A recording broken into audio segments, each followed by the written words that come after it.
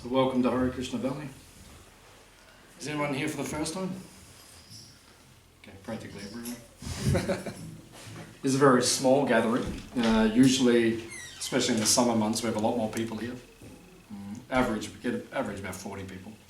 But then sometimes summer 80 people, 100, 120. But because we're in the middle of winter and the weather's been a little good, I think it's a small gathering. But that's okay. It's quality, not quantity. So, good to have special people here. So what we do, we just ask if anyone has any questions you'd like to ask a member of the Hare Krishna movement about anything about spiritual life or about universal affairs or anything pertaining to anything a little deeper in life, then we can try to shed some light on things. So if anyone has any questions, we can. Yes?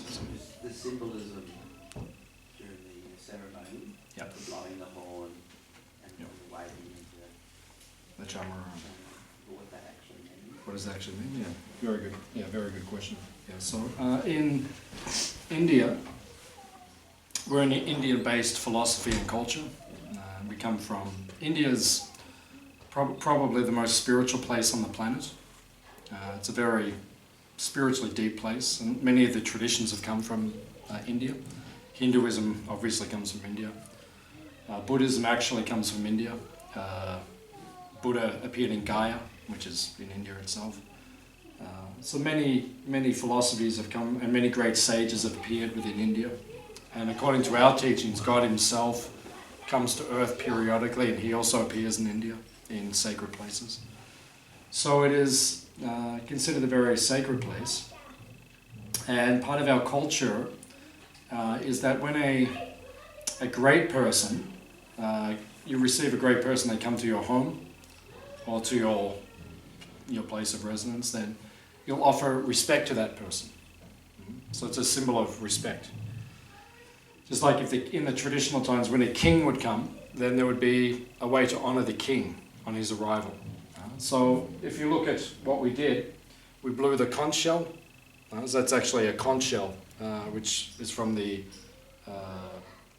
off the west coast of India, in the Gulf of what's it called there? The ocean there. No, that's the other side, on the western coast of India. It's it's just not coming to my mind, but the ocean on that side. Yeah, part of the Indian Ocean. Indian Ocean's more the bottom and like that. That Gulf has a particular name, so it's not coming to my mind. But in that Gulf, these conch shells are found, so they bring them, and then when a great person would come, you'd blow the conch. Where you see in the old movies, the old Hollywood movies, like Ben-Hur and when Cleopatra and those people would come in, they'd blow they'd blow the horn. So the blowing of the conch is like symbolic of the great person is coming. So this is considered to be the temple of God himself, of Krishna himself. We have the altar there, we have the pictures of Krishna and the altar God. So when we are in the home or the temple of God, then we would blow the conch. So that's a way of offering respect, that the ceremony is about to begin, or the great person is there, or drawing attention to the altar. And then we begin by offering incense, agavati. So it means just to create a nice fragrance. That's a cultured way. These days we just get a spray can and just go around your house. But in the old days, they would hand roll incense, something we're going to start doing here very soon. With our cows, we're developing a cow program. So with the cow dung, we're going to make incense, roll the incense and make fragrant incense. Hopefully by the time Betty brings a pro-bus group here, then we'll have the incense ready for the group. So that's just a way of making the place appealing and to receive something. And then secondly, we offer the lamp, the fire, like that. So these days, someone comes to your house, you just turn on the switch and the lights just go boom. But in the ancient days, you would have to go around and light the house, with the lamps, like that. So that's the symbolism of lighting to receive the guest, like that. And then the water. So you offer the water. So it's like when someone comes, you'll offer them a drink, or, if someone's travelled a long distance, from overseas, you say go and have a shower, refresh yourself. So it's just a way of offering some refreshment to the person. And then we offer the cloth. We offer it looks like a handkerchief. So that would be symbolic of the person has come, they've bathed themselves, and then you'd offer them fresh clothes to wear. So, put on something fresh. You've just travelled a long distance. And then we offer the flowers. You can see the garlands on the pictures, on the picture of the Guru and the pictures of Krishna. Then that's a way of offering respect. Like if you arrive in Hawaii, they give you a lei. They put a garland on you. And they're like, welcome to our country. So in India, it's also like that. They make a flower garland. It's very refreshing, very sweet, especially in the warmer months. It cools the body down. And the fragrance would be very appealing. These days flowers hardly ever have fragrance. In the old days, roses smelled like roses. These days, and then finally the yak tail, or the chamara. So the chamara is, you see in the old movies, the king is there and they'll be waving to keep the insects away, and a great sign of respect and honor. So that's the ceremony that we offer. So it's called an arati. So that ceremony is it invokes auspiciousness. When you honor someone who's great, like truly great, then by receiving them and getting their blessings or invoking their pleasure, it creates an auspicious atmosphere, or everything becomes good in the world. These days we're not honoring people properly, so therefore there's friction in the world. But if you honor people properly, like you come to our farm today, so we don't say look after yourselves, we try to make nice seats for you, and then we'll give you a nice meal and accommodate you nicely, and anything you need we can supply for you. So that is a way, and when you do that, then people think very favourably. They think, oh, it's nice people, nice place, and then they give their blessings. I hope it goes well for you, and in that way, that subtle energy, which is not understood so well in the world these days, when people just think well of you, good things can happen in your life. And when people think negatively of you, that can create blockages. So in the ancient culture, you would always act in such a way to create good feelings, goodwill. And in that way, society flourishes. And these days, because people are not thinking very well of other people, and there's friction, there's wars, and there's all sorts of craziness, which is all unnecessary. The whole thing's unnecessary. Why do we have to have all these problems? Just sit down and we'll have a talk. If someone's really crazy or really bad or evil or something, okay, then we have to incarcerate them, maybe lock them away and say, listen, you stay here. you're too much trouble. Or in the old days, they just go, if someone's really a problem maker, and if they can't rectify, we just say, listen, we're sorry, but the rest of us have to get on with their job of like that. So there has to be some penalty there. But generally, we can just work things out. At least here in Hare Krishna Valley, we just get together and have talks. If there's friction, we just come together and we speak, and we work things out, and then we continue like that. Whereas the rest of the world, things just erupt and escalate into unnecessary situations, and people won't talk to each other, and then it turns into a whole, it's like a global mess in front of our eyes. So it's called an arati ceremony, or a ceremony of auspiciousness, or a way to invoke good fortune, I think so. And how often do you have the ceremonies? Ceremony? Here, there's only a few of us living here. Mani lives here, Tarini lives here, Tuya lives here, I live here, our children. Everyone else is in transit, visiting for short periods or longer periods. So on this farm, we don't do it, we only probably do it weekly, would be the maximum, just because of our commitments and services and family situations. But we have a big temple in Melbourne, in Albert Park, and there they do it 7 times a day. They start at 4 in the morning, and 7 in the morning, and 12, and then 4 in the afternoon, 7, and then 9 at night as the last one. So they do it multiple times a day. And then people come, just like in Melbourne today, there'll be hundreds of people there, probably 500 people there in the afternoon. They all come to see the ceremony and to partake. So the basic premise is do it as often as you can. We do it at our homes as well. And we do it in our own homes, part of our lifestyle. Yeah. We offer respect in our own home, to our own altar and like that. So you can do it yourself in your own home. You can just get up at 4 a.m. and then okay, 7, I don't know. As you like. 7 o'clock in the morning, whatever you like. Yeah, that's good. Oh, that's like Rach. But the different forms of Krishna. What could you explain those? Like you say, there's photos of Krishna up there and around. There's a blue farmer and other people. But yeah, could you explain a bit of that? Yeah, it's a good question. God is one. It's described in the ancient teachings of India, in an ancient book called Brahma Samhita, which is said to be millions of years old actually.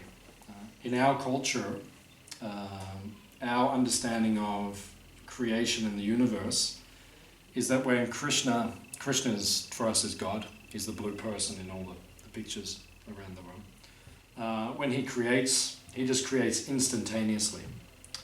These days, the theory of evolution says that it took millions of years for humans to evolve. So that's one theory, which has never been proven. But they have a theory that we were microbes, and from microbes we became complex entities, human beings. Our understanding is creationism is just that Krishna just went, and everything just manifests. It doesn't take an all-powerful being millions of years to put something together. You can just do it instantaneously. So for millions of years, according to our understanding, the earth has been civilized. And actually it's devolved. It hasn't evolved at this point in time. They're saying that society has evolved. There's an evolution. Yeah, we used to be cavemen and now we're really sophisticated and we wear Leconte Sportif and Chanel No. 5 and we're very advanced now. Whereas before we were apes. So they're saying we're evolving. Whereas according to our philosophy, we're devolving. People were much more cultured, much more civilized previously, but now society is becoming less civilized in one sense than it was previously. So it says, in the ancient teachings of India, it describes that in Brahma Samhita, when you take a candle, and with that candle you can light many other candles. It's still one is original, but each candle has the same brilliance or same potency, but still one is original.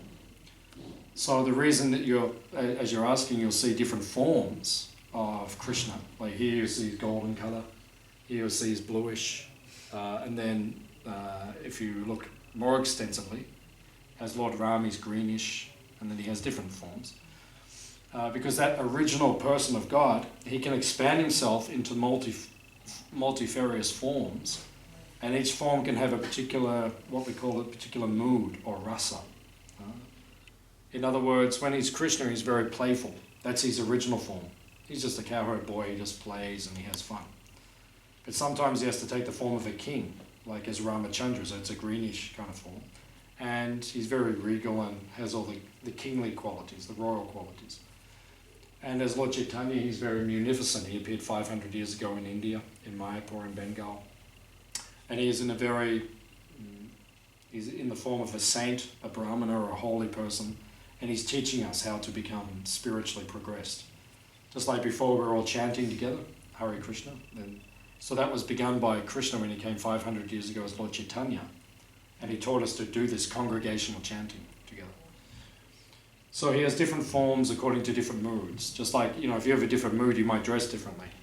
Today you're like the yogi look, so you look like a yoga teacher. But then you see you another day, you look like a lawyer.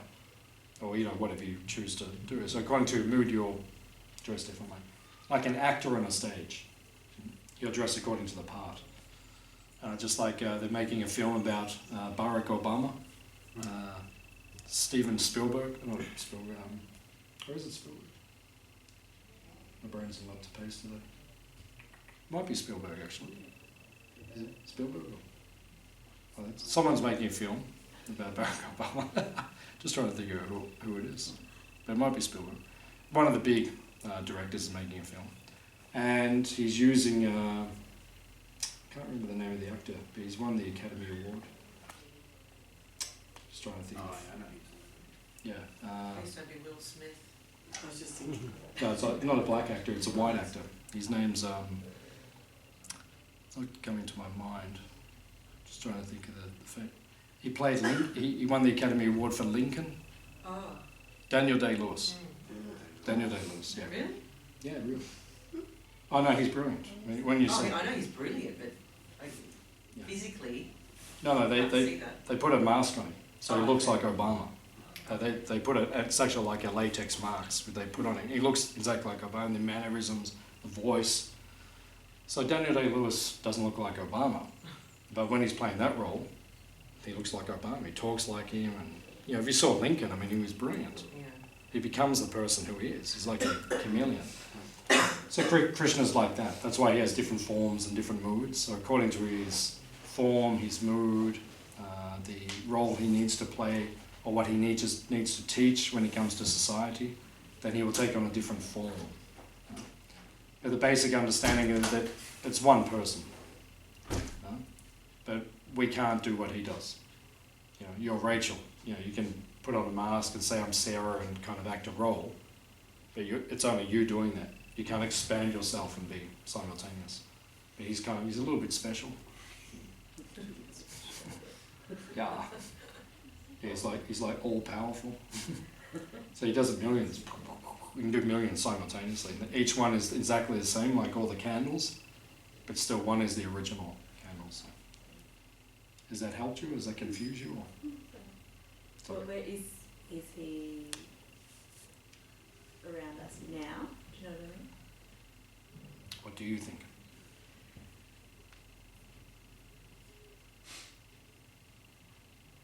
In some form? Yes.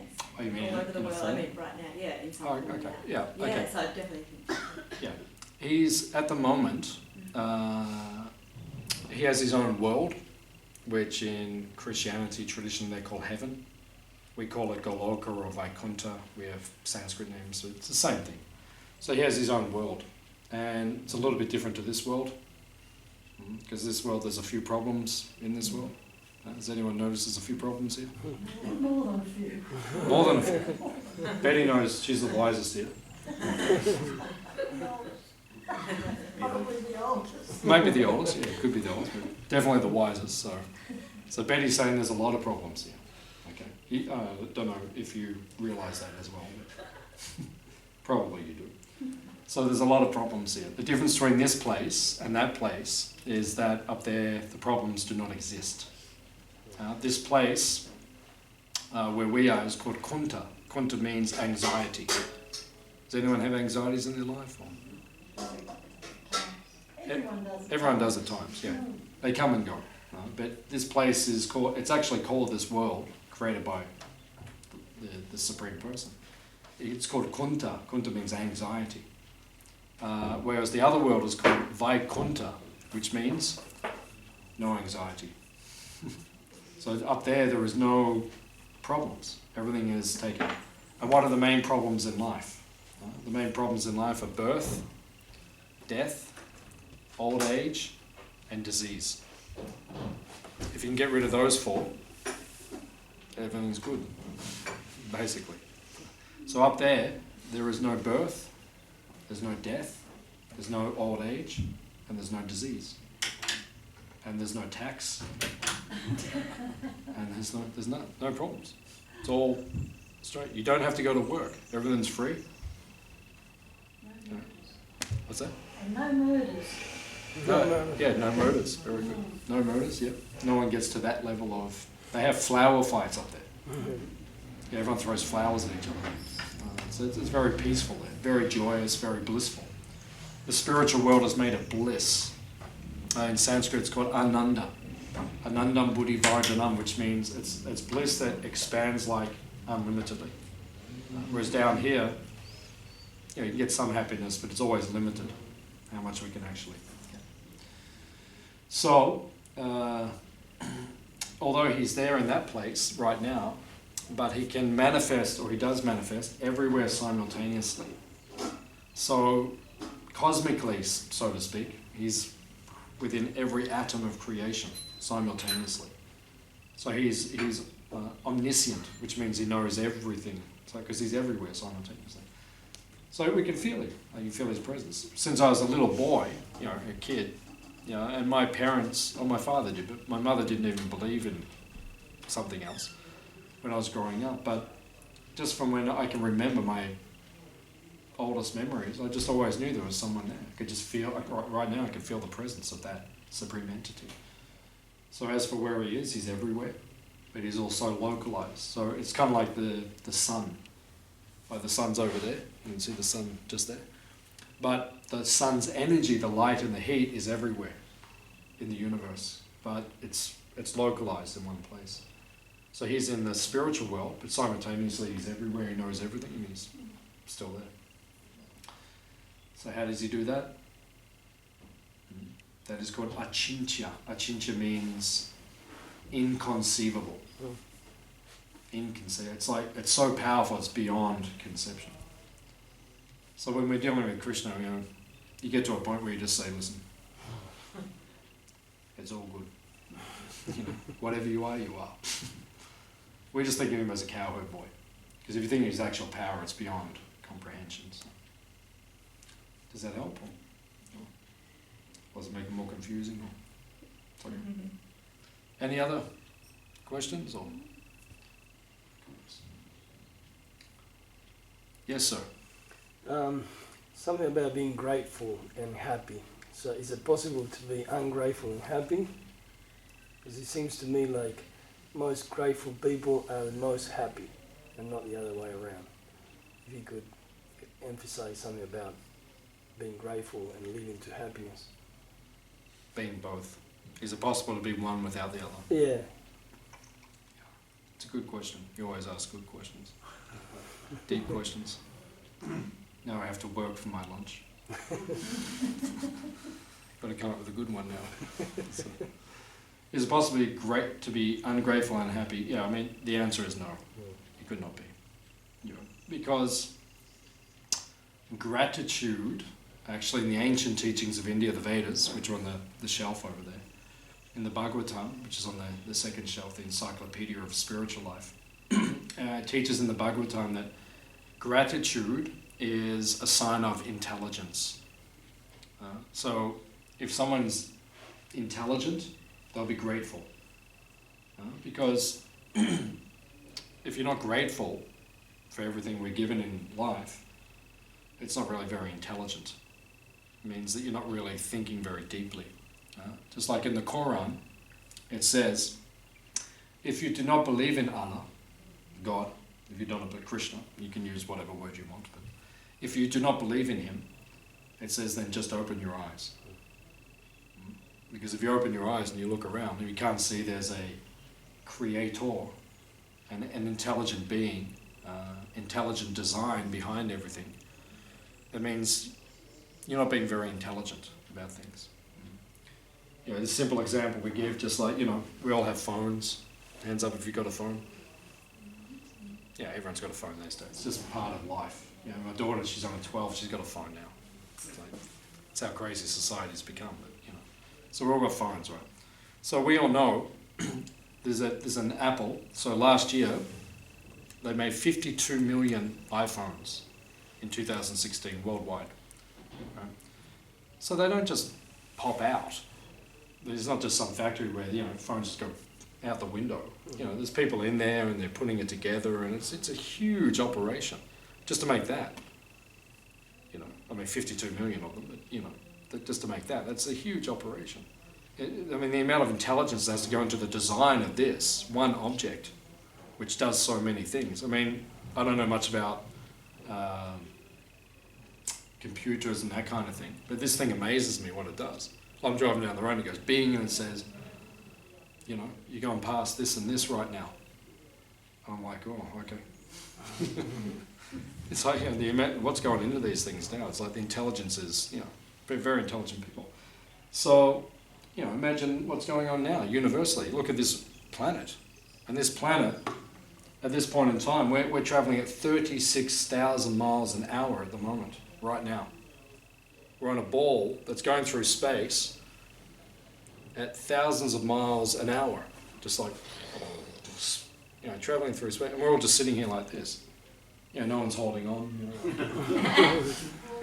You know, so, it's like, whoa, we're about to go past Jupiter, you know, so it's like, you know, we're just doing it.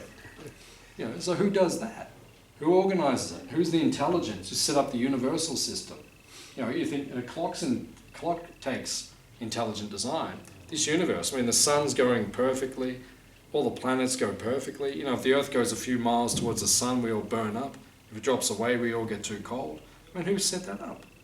Who's the intelligence behind that? So obviously there's an intelligent personality. So we all have intelligence. That means the Supreme obviously has intelligence. So it says that gratitude is part of intelligence. If you're an intelligent person, you have gratitude. You're grateful to others. You know, because we get so much from everyone. And when you become very intelligent, you know, when someone's very intelligent, what do we call them? Genius. Very good. Or in Sanskrit, what do we call them? Gurus, yeah, good. There's a particular word. Yeah, Mahatma means great personality. It means Buddha. Buddha. In Sanskrit, the word for intelligence is buddhi. So someone who is intelligent is called Buddha, or enlightened. It means very intelligent. Like Buddha was obviously incredibly enlightened, incredibly intelligent. So if you have good buddhi, you'll be grateful to everyone. Everyone you meet, you think, oh, you know, I learned this from this person, I got this from this person gave me this. So you show gratitude to everyone because every person is giving you something. Yeah. So ultimately, yeah, you can't be happy if you're not grateful. Because someone who's, I mean, we all know if you're ungrateful, and we're all ungrateful sometimes. We take things for granted and we're ungrateful. And then you don't end up being happy by that kind of, you know, like someone cooks you a big dinner and invites you over and you come over and you just go, oh, is that all there is? You know, I mean, sometimes in life things like that happen. Yeah, either we do it or someone does it to us. You know, we've all done it to other people. And people will do it to us sometimes. You know, and that's ungrateful. So you're not going to be happy because the person just spent 4 hours cooking for you. You walk in and you say, oh, is that all there is? You know, they're not going to be very happy with you. So how can you be happy if you're ungrateful? Whereas if you're grateful if someone does something for you and then you show gratitude, the person, he feels indebted and then sets off a cycle. You know, and then we all love each other and the world becomes beautiful. And it's like, you know, and it sounds sentimental, but actually, you know, if we do show genuine gratitude and genuine love and genuine affection to everyone, the world will be a good place. And you see in all the pictures, all the pictures where Krishna's with someone, they're all embracing each other and there's love and in the spiritual world it's like that. Everyone's loving, they're friendly, they're affectionate, everything ends in embrace. Right? It's called Leela. Leela means pastime. Whenever God does something, it ends up with everyone embracing each other.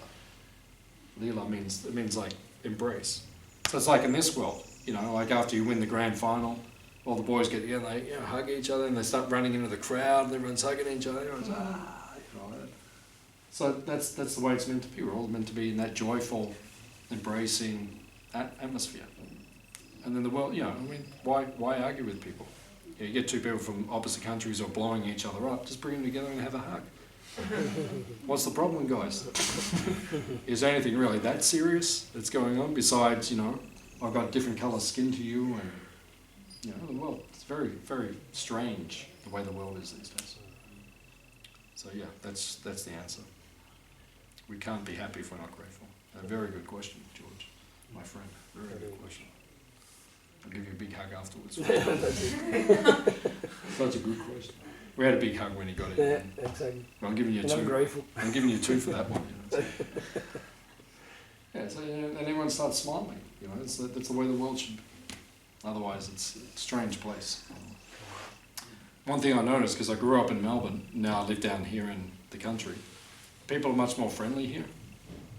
Down here in the country. You go to Melbourne, you walk down the street, and you look at someone, they're like, or you get on the tram, and everyone's like, they put their newspapers up, and everyone's like, The phones. Yeah. It's the The phones. nice phone. yeah, everyone's like, texting, people don't interact like they did previously. So we're Hare Krishnas, so we're the opposite. We dance down the streets of Melbourne, and we sing and dance and smile and look at people, and people think, oh, what's going on with these guys? And they're kind of being very open and very communicative. Even one time we got on the tram in Albert Park, where our temple is, and we went to the city. So we all got on, we started the chanting in the tram. So we started chanting, and like we're doing before. We weren't dancing around the tram, but we're all chanting and everything. Then people start getting in the tram, they're like, in the beginning you'd see they're all like, oh, what's going on? But then after a while you can see everyone start smiling, everyone like loosening up, and some people start chanting with us. So, any other question? Yes, sir. Just a universal question. Yeah, sure. Whether you believe in Allah or whether you believe in Christianity or Judaism or Hare Krishna or any of the others. Yeah. Why do we live in this place? Why is there earth? Why do we not all live in heaven? Oh. Why do we go through this place? Yeah, that's it's one of the original questions of philosophy, like that. And then it leads on to so many of the other questions, like why do bad things happen to good people and all that. But it stems back to that. So, excellent question. The reason is because God or Krishna is spiritual. So his form is made of eternality, knowledge and bliss. That's what spirit is made of. Spirit is eternal, it's full of awareness or knowledge and full of bliss. So that's his form. So you see he's always happy and he's always smiling because he's eternal, full of knowledge and bliss. And his world, the kingdom of God, is also like that. And we are the soul. We are the spiritual entity. We all know that we're a soul. So each one of us is also full of eternality, knowledge and bliss. However, love cannot be given by force. And love is the purpose of creation. Why were we created by God, by Krishna? Why isn't he just by himself? Because he wants to exchange love, relationships. So he created us to love him, but some of us, we chose to misuse our independence. Love must be given by free will. You can't force someone to love you. Just like I was explaining this point about 20 years ago in Melbourne, I was giving a lecture at a home, like in someone's house, and I was speaking on the philosophy. And I always make this point, and then there was a little kid sitting next to me. He was probably about 6 years old. So I was making this point, love must be given of free will, you can't force someone. So I said, do you love me? And he goes, no. And I said, but we're going to cook a nice feast for you today, and we're going to, give you lots of sweets. And that. He goes, no. And I said, yeah, but I'll be your friend. He said, no. Because you can't force someone to love you. It must be given of your own volition. So this is when God created everything, when Krishna created everything. It's just like, say in Geelong, we have a city, when we have a certain population, or in Melbourne we have a population. And then we have Barwon prison, and we have the other prisons like that. So we know when we create a system, or a city, or a civilization, or a community, there has to be a place where those who misbehave go. So we just know in the beginning, you need that. It has to be part of the master plan. So this, not just this earth, but this universe we're in, is for those who were once with Krishna, but wanted their own space, Just like sometimes your kids, they want their own space, so, and they're going to do the wrong thing, and you know they're going to do the wrong thing. You say, okay, well, go and do it, learn it, like that. So Krishna, he gave us a place where we can get it out of our system. So that's what we're doing now. We've left him. We're all running around trying to be mini gods, you know, being the center of everything and enjoying ourselves. And when you kind of get that out of your system a bit, and you open the Bhagavad Gita or one of the ancient books and you say, oh, wait a minute, you know, is there another way? You know, shall I live differently? And then you start heading back like that. So that's why, because that's what this place is. It's a punitive place, as we said earlier. It's a place for reformation. The current system they have all over the world, particularly in America, is the prison systems. You look at the statistics, the people aren't actually getting reformed, generally speaking, not all, but generally. Whereas in this system that Krishna set up, we do get reformed, because you really goes through some stuff down here, and you kind of realise it's not that great. It's not that bad, but it's not that great either. And then generally, in due course of time, you get some impetus to kind of go back to him. That's what the Hare Krishna movement is for. We're facilitating and teaching people how to go back to Krishna, to dedicate our lives to Krishna. And people often say that the Hare Krishnas look very happy, very content, very satisfied. That's why, because we're connected to Krishna, to God. And that's the secret of life. And if you have that, you're happy. And if you don't have that, you're never going to feel complete. Would you like to add anything to it? Not really, no, just like knowing or hearing people's philosophies on that. Yeah, yeah. That's our answer. Basic answers. Any other question or comment?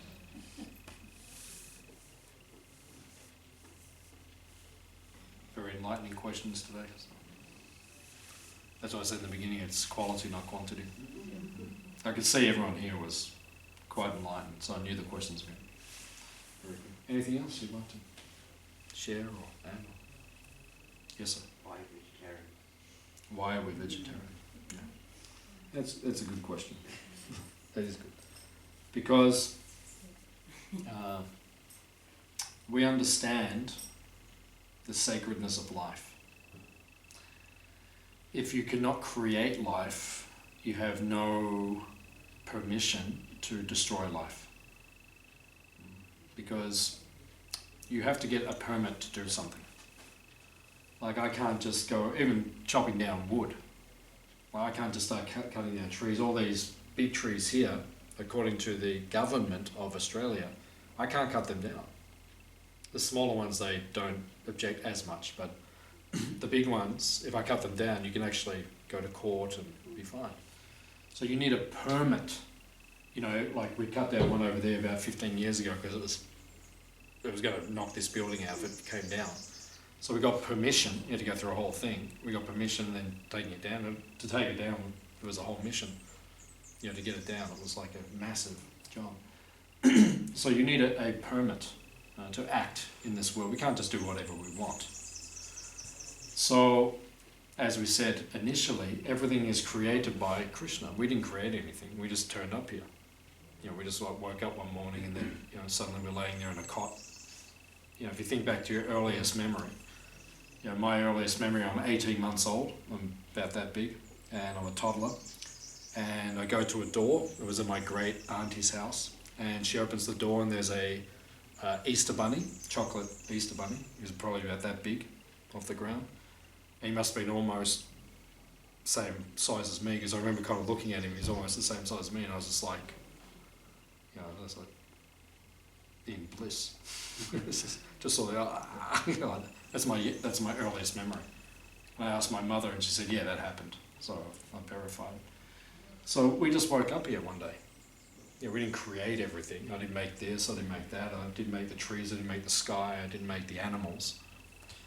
So if you can't create something, you can't destroy it either. It's kind of like we're acting without permission. And when you act without permission, you get penalized. So it's like, if I cut down one of those big trees and the government finds out, they'll come around and they'll say, hey, now there's a problem, we're going to take you to court. So that, in our teaching, that's called karma. So you can kill animals, eat animals, and you can say, well, that's what I like to do, but you have to have a permit. You have to show us where it says. It has to be signed by God himself, the creator. He has to say, yeah, I give permission for Bill to, have pork chops, like that. But you're not going to get it, because he's already written all the ancient books. He always says, don't touch the animals. Even in the Bible, in Genesis, it says, I give to man, God himself is speaking in Genesis. He says, I give to man the fruit-bearing trees and the herb-bearing plants. And he said, and I saw it was good. Doesn't say anything about, he says, I give man dominion over the animals. So dominion means we're meant to look after them. Just like in our farm we have cows, so we look after them. Doesn't mean, oh, well, what are we going to have tonight? Oh, we'll go and have Humpsy. It's unthinkable. Unthinkable. For Hare Krishna, it doesn't even come in the, I've been Hare Krishna for a number of years. It's never once for a minute or a moment come into my mind that I could do that. And you can't become self-realized or understand your spiritual nature unless you respect all life. That's the basic principle. So people can say, oh, I'm spiritual, but I eat meat. It's called, in our opinion, it's called pseudo-spiritualism. Or it's a very watered down version of spirituality. It's not real spirit. Real spirituality means you will protect life and you will respect life, and that's real spirituality. So that's why we're vegetarian, because we wouldn't commit that violence on another living. I wouldn't do that to a human being. So why would I do it to an animal? They suffer. So Paul McCartney. You might have heard of Paul McCartney. Quite a famous guy. What was his band called? Can't remember. He's in some rock band. Yeah. Oh, that's right. Yeah. A few years back. George was a Hare Krishna, but and even Paul is he goes to our restaurant in London all the time. So he's a regular. And he pulls up out the front runs, he gets his takeaways, jumps back in the car, and then they say they see him quite a lot. So he said a number of years ago, he said, if all the abattoirs had glass walls, everyone would be vegetarian. If you saw what was actually going on inside, everyone would stop eating meat. But people like to live in ignorance these days. That's the point. It's convenient. Oh, don't think about it. Don't talk about it. Don't think about it. Hey, you mean confrontation? You want to do, I'll do what I want to do. That's fine.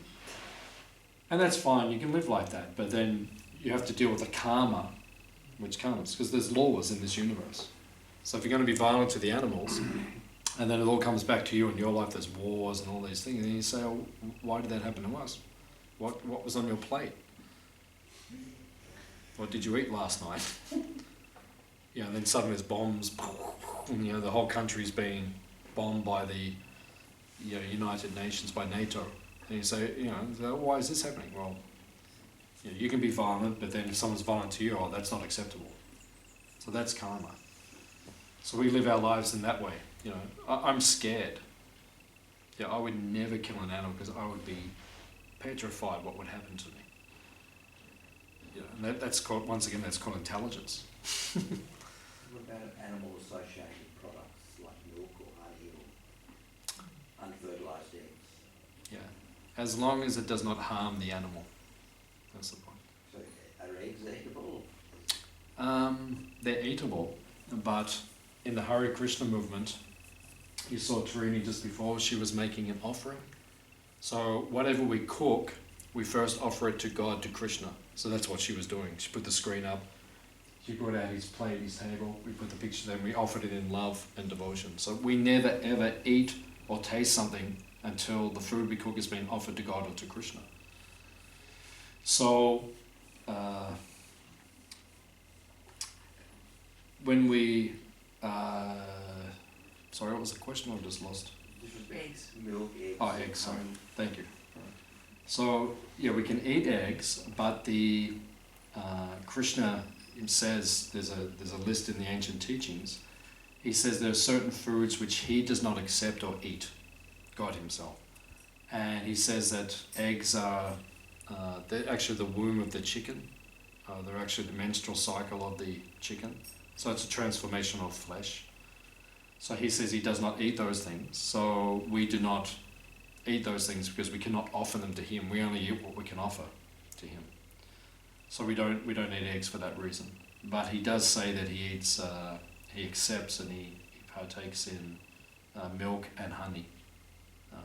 So if the milk is, because our cows, you may meet them later.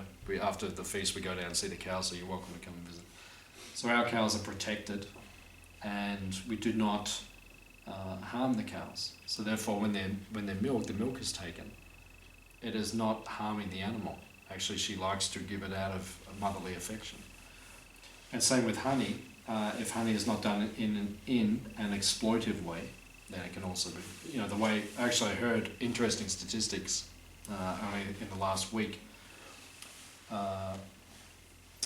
There's one company in Australia, Capilano, Alauri, if you go to Coles and the supermarkets, and they sell the honey.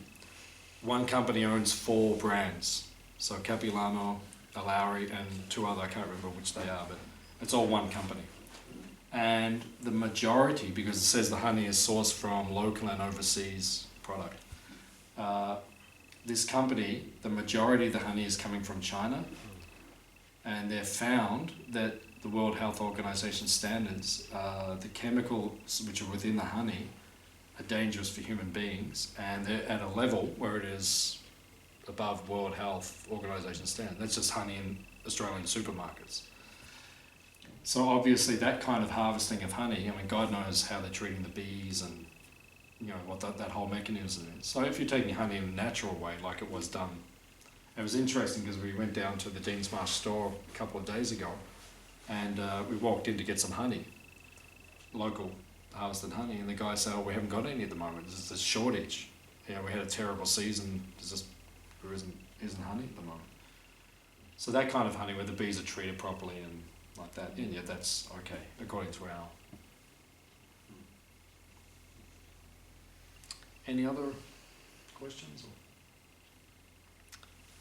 Very good questions today. We're very honoured to have such an enlightened group. Is anyone hungry?